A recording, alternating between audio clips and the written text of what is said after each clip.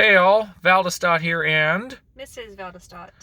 we promised a police report video showing the evidence that we were not in the wrong. So we just went earlier to get the police report, and it clearly states we were not in the wrong. So we're going to show you Doordash and anyone else wanting to see what Dashers that stick up for themselves and their rights does for something that Doordash doesn't seem to care to do.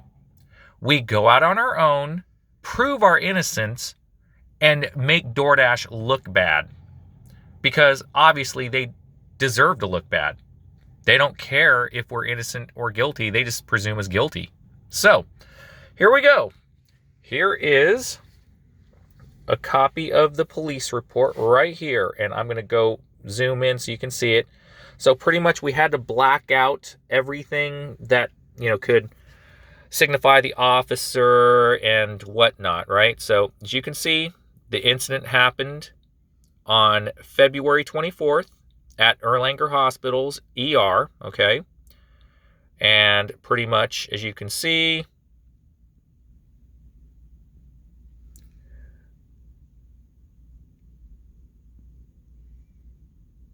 reporting officer, reviewing officer. Okay, so wait, reporting and reviewing officer. Obviously, you can't see that because we have to protect their name. But yeah, there's that. And you can clearly see the location. If you were to Google that, that is Erlanger Hospital. Okay? The adult ER. The adult ER entrance. So, go ahead. The children's ER has their own address. Yeah, so second page.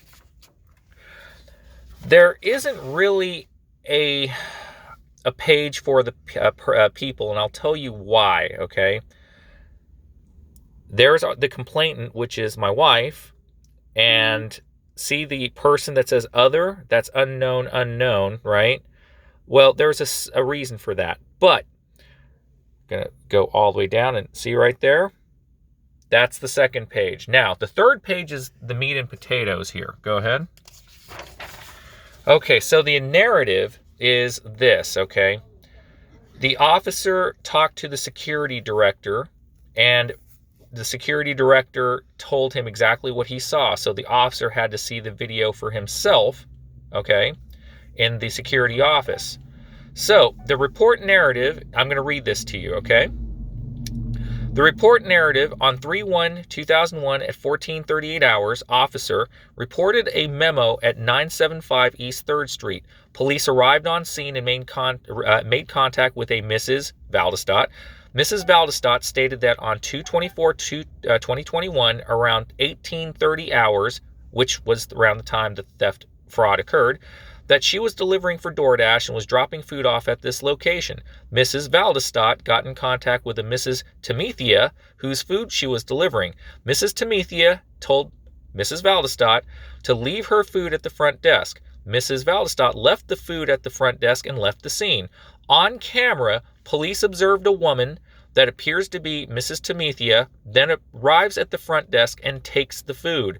Mrs. Temethia then stated that her food was not delivered. Mrs. Valdestott was worried that Mrs. Temethia was trying to steal the food, which was going to make her lose her job, so she called police.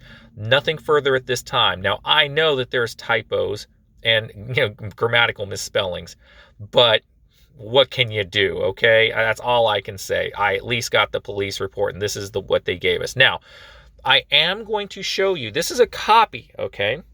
This is a copy of it, so we could blank everything out, but I'm going to briefly show you what the original looks like so you know that we're not making this up. But the original has a gold foil on there, and I got to do it from a distance, or, well, actually, hon, yeah, can you do that? Okay, so, thank you. This is the original report right here, all right? And you can clearly see it's got the gold embossed label of the city of Chattanooga right there, okay? So clearly we are not making this up. Why would we make this up? You've seen our, can you go back to in case they didn't see it the last time, your ratings? Yep. Okay. Clearly you can see the contract violation is still there, okay? We have over 1,600 deliveries. Never had a contract violation for Mrs. Valdestat, ever. We have an excellent customer rating, our acceptance rating as well, for cherry pickers, right? Because we're not going to take trash. And the completion and on-time rate is awesome, right? Yet, they won't do anything about it. This is one of the reasons why we are putting this out to the world to show that DoorDash is a, hate to say it, crap company that doesn't care about the Dashers. You heard it from the last video, which we thank you, by the way, for going to see that video. Like I said, just like and share it so that it gets out to the world that DoorDash could give a damn about us Dashers, even with proof. Even with proof. And we, again, in the video, we said that we have a police report, or we're getting one, which we just did. We have video footage. We have a security director's phone number they could call, which they still haven't, as far as my knowledge, because the security director said that he would let me know if they called. Haven't gotten a call. So DoorDash, you are the scummiest company when it comes to treating their Dashers the way you do. You take the customer's side over a Dasher side with proof. Why? I'll tell you why. As I was talking to my dad about this, because he's a Dasher too, I talked to him earlier as he was dashing and we were dashing. We do separate dashes, 2 different cars, but we call each other sometimes. But he wanted to know why they would do that, and this is what I told him.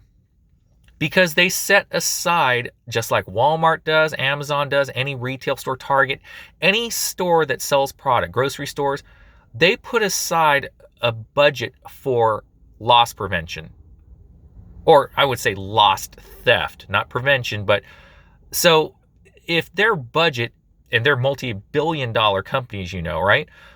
Every week or month or year, they set aside a budget for customer fraud.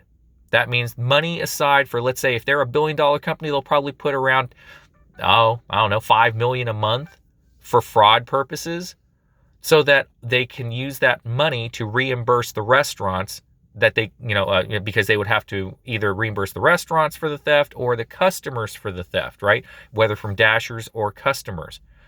They would rather not get involved in individual fraud theft cases. And when they don't do that, that leaves the Dasher out in the cold. It is much easier just to say, well, we'll give the Dasher a contract violation, right? And just leave it at that. They don't care because it's all about dollars and cents on the grander scale. They know that theft is going to happen. They're not idiots. We may think they're idiots, but they're not idiots when it comes to running a corporation. They set aside money for loss, and they don't have a department that will actually handle on a case-by-case basis individual Dashers, even with proof. They have a department, but it's for a broader sense. And that department is, from what that customer rep said, doesn't even have a direct phone number to contact. And based on the results of everything that you heard on the customer service message and the text chain and everything that happened, right? They would rather just sweep it under the rug, let us take our hit, and be on their merry way. And if we get a second hit within the 100 days contract, or 100 the days from the first incident, you can get deactivated, even if it wasn't your fault. That is the problem. So, folks, there you have it. There's the proof. Video footage hopefully will be coming soon, but from what I heard, it may be harder to get from the hospital than I originally thought. From what he told me after the police officer took the report, that is internal security footage. And unless there's like a court order or something like that, it is very rare to give up that footage. That's why he said contact the police, get them involved, and go from there. Now, the police saw the footage, but they did not obtain a copy of it as far as to my knowledge goes. Again, from this point, it is a legal issue. And after doing some research, the plaintiff is actually DoorDash because they're the ones that got theft fraud on. We are a co-plaintiff considering, but we're not the main plaintiff. Therefore, yes, it happened to us, but the money technically didn't come out of our pocket, but DoorDash is in control of how it handles its independent contractors. So does that kind of make sense? So we can't physically arrest this person. DoorDash would have to do it because the payments were handled through their system and the refunds were handled through their system due to the fraudulent claim of not receiving their food. So pretty much the Dasher independent contractor gets screwed yet again. In not so many words. Now, I'm going to try to talk to a lawyer about this, but from what the officer said, the law has to change. In a legal sense, we have to get lobbying done at the local, state, federal level in order for it to change. And the only way we're going to be able to effectively make change is two ways.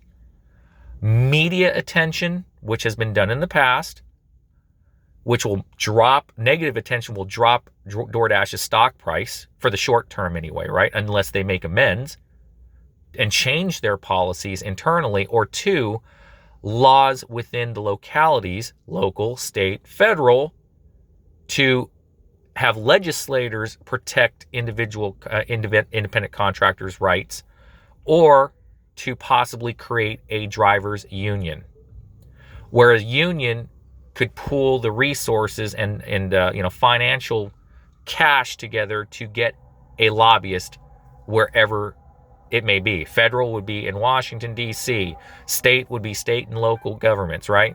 So there you have it, folks. I'm telling it to you straight. This is what was told to me and Mrs. Valdestott, right? Yep. I mean, it's depressing. It is. But at least we have proof. What DoorDash chooses to do with that proof, unfortunately, it's on them. But like I said, I may contact a lawyer. No, I'm not going to say may. I'm going to contact a business lawyer and find out exactly what can be done about this. Even if I have to pay $100, for a consultation fee, I'm going to do it. You know why? Because I care not just for me and her, but for all of you. Information is key. If no one does anything, nothing will change. If it only takes one person to spark a fire, right? To spark it into actually initiating change.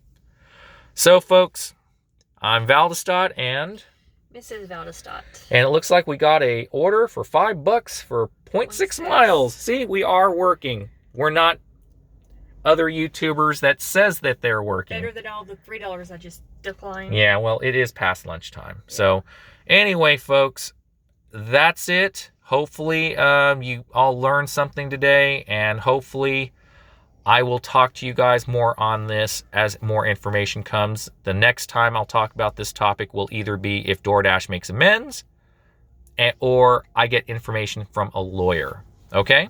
Thank you so much. They saw your hand. Yeah. Okay. So, am I not allowed? No. Bye. No. Bye. All right, folks. Take care.